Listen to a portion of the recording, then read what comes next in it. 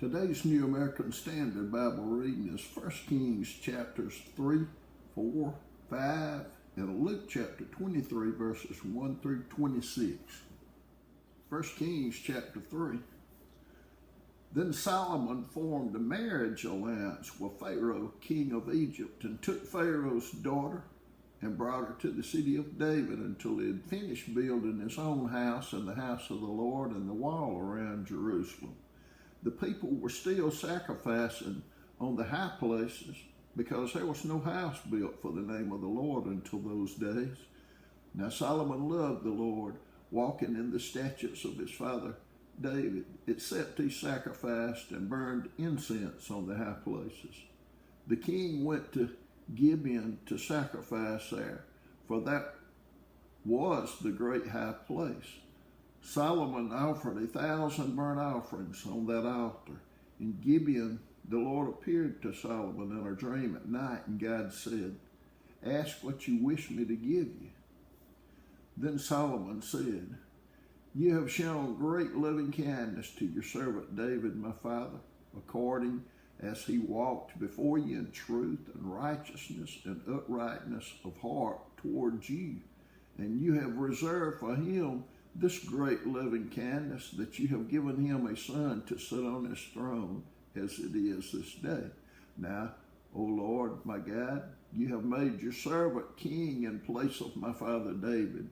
Yet I am but a little child. I do not know how to go out or come in. Your servant is in the midst of your people, which you have chosen, a great people who are too many to be numbered or counted. So give your servant an understanding heart to judge your people, to discern between good and evil. For who is able to judge this great people of yours?" It was pleasing in the sight of the Lord that Solomon had asked this thing. God said to him, "Because you have asked this thing, and have not asked for yourself a long life, nor have asked riches for yourself, nor have you asked for the life of your enemies, but have asked for yourself discernment to understand justice. Behold, I have done according to your words. Behold, I have given you a wise and discerning heart, so that there has been no one like you before you, nor shall one like you arise after you. I have also given you what you have not asked, both riches and honor, so that there will not be any among the kings like you all your days.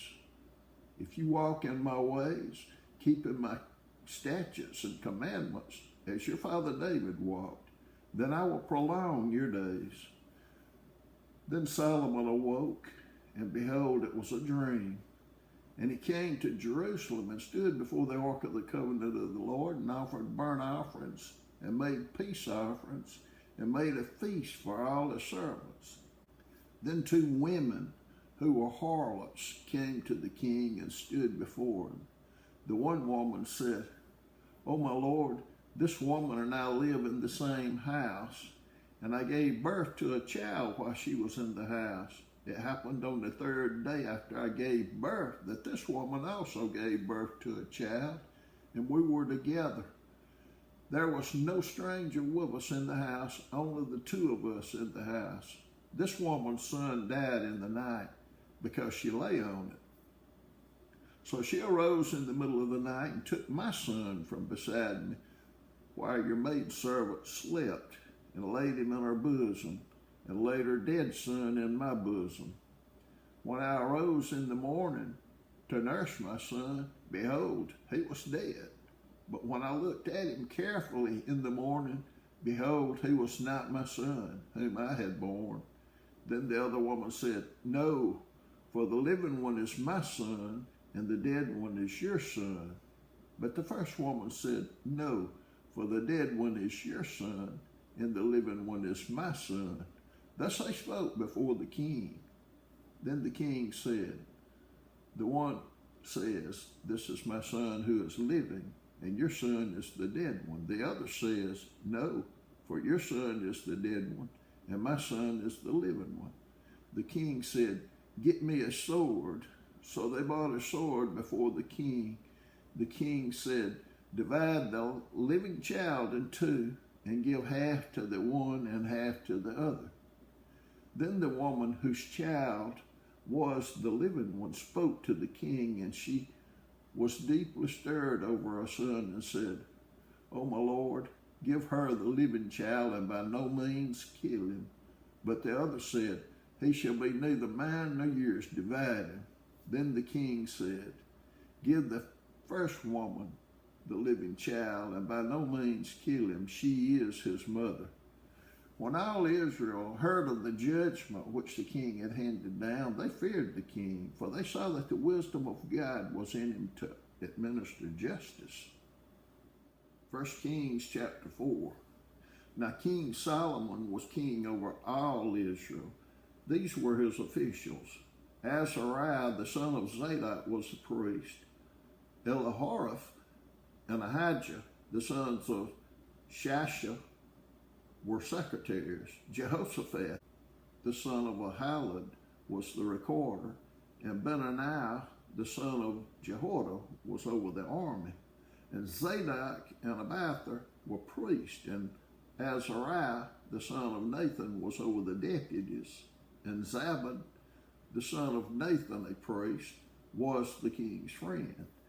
And Ahishar was over the household, and Adoniram, the son of Abda, was over the men subjected to forced labor. Solomon had 12 deputies over all Israel who provided for the king and his household. Each man had to provide for a month in the year. These are their names: Ben-Hur in the hill country of Ephraim, Ben-Decker in Machaz, and Shaalbim and Beth-Shemesh, and Elon Beth-Hanan, Ben-Hesed and Arabath. Soko was his and all the land of Hepher, Ben-Abinadab, and all the height of Dor. Taphath, the daughter of Solomon, was his wife.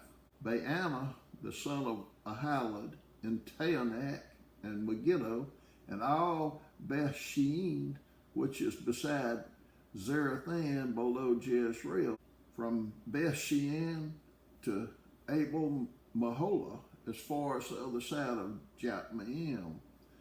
Ben-Geber in Ramoth-Gilead, the town of Jair, the son of Manasseh, which are in Gilead, were his, the region of Argob, which is in Bashan. 60 great cities with walls and bronze bars were his. Ahinadab, the son of Iddo, in Mahanaim, Ahimaaz and Naphtali. He also married Basemath, the daughter of Solomon. Baana, the son of Hushai, in Asher and Bealoth. Jehoshaphat, the son of Paruah, in Issachar. Shimei, the son of Elah, in Benjamin.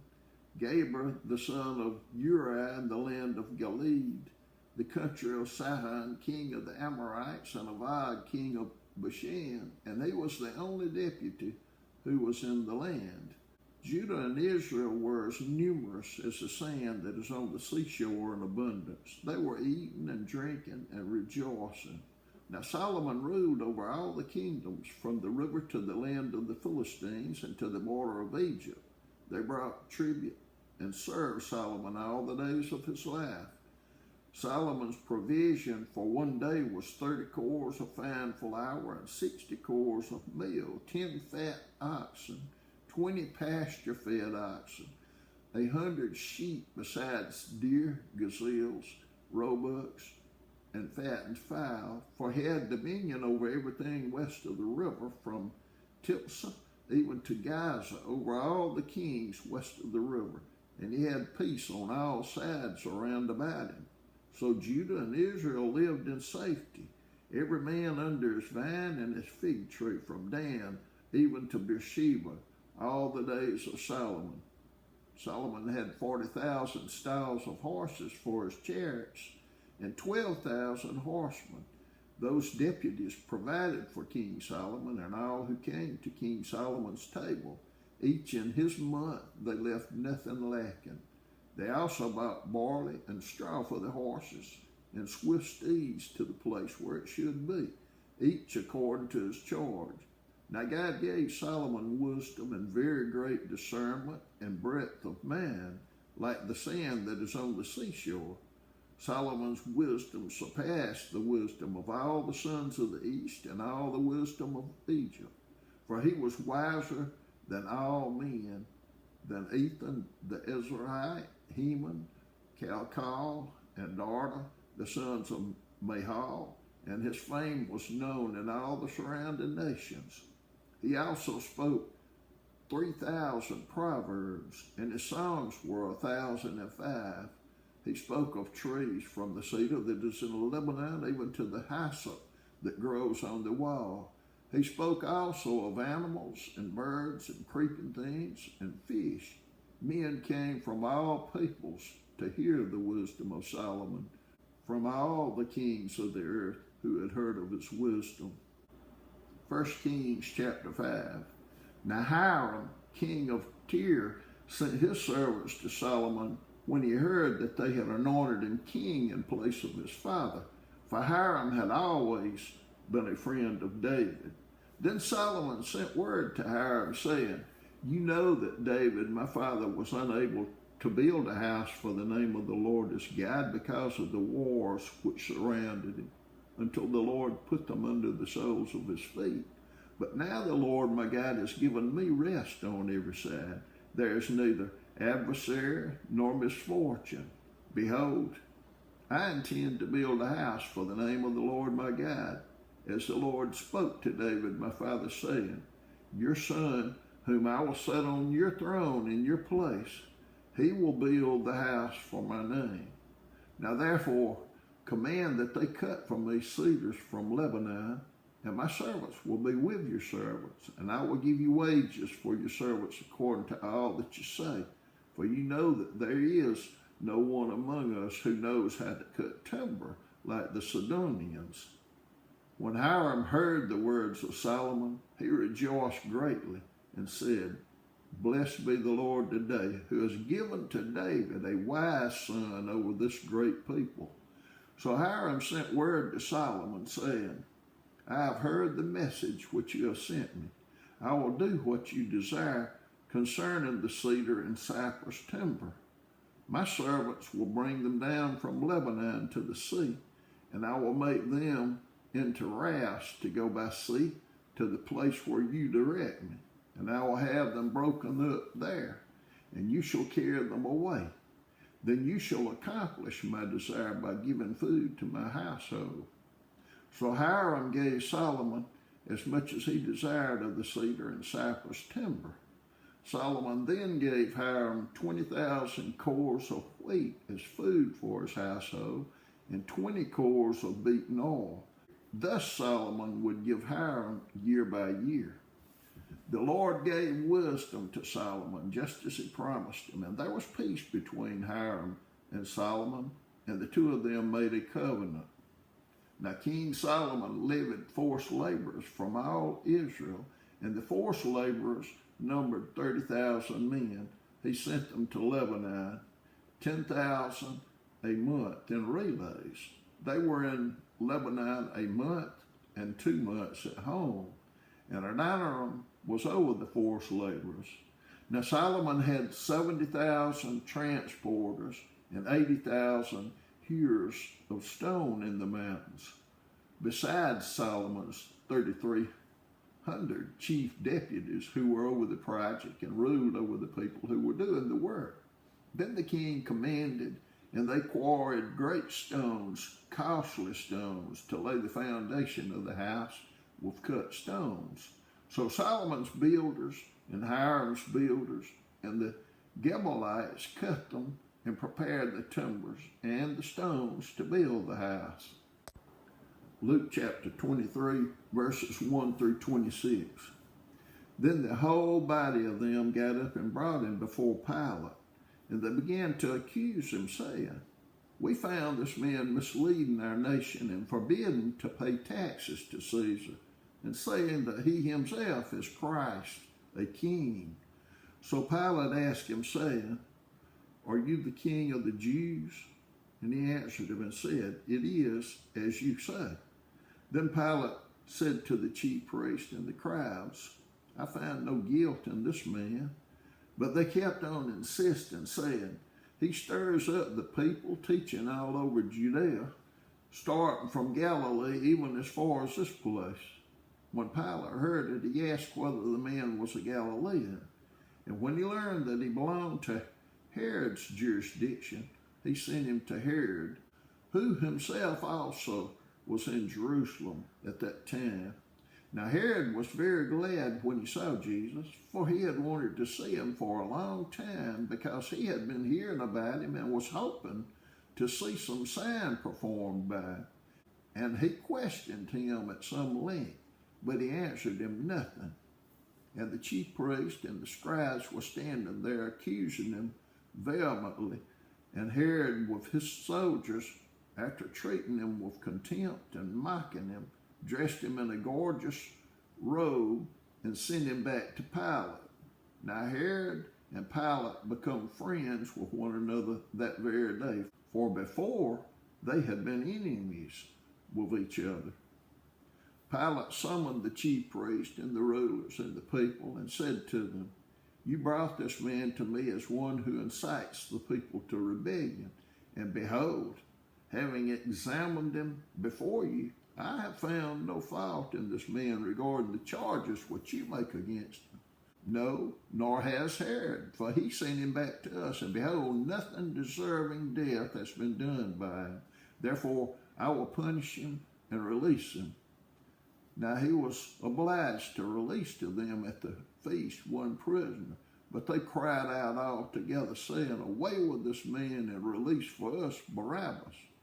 He was one who had been thrown into prison for an insurrection made in the city and for murder. Pilate wanted to release Jesus, address them again, but they kept on calling out, saying, Crucify, crucify him. And he said to them the third time, Why? What evil has this man done? I have found in him no guilt demanding death. Therefore I will punish him and release him. But they were insistent, with loud voices, asking that he be crucified, and their voices began to prevail. And Pilate pronounced sentence that their demand be granted. And he released the man that they were asking for, who had been thrown into prison for insurrection and murder, but he delivered Jesus to their will. When they led him away, they seized a man, Simon of Cyrene, coming in from the country, and placed on him the cross to carry behind Jesus.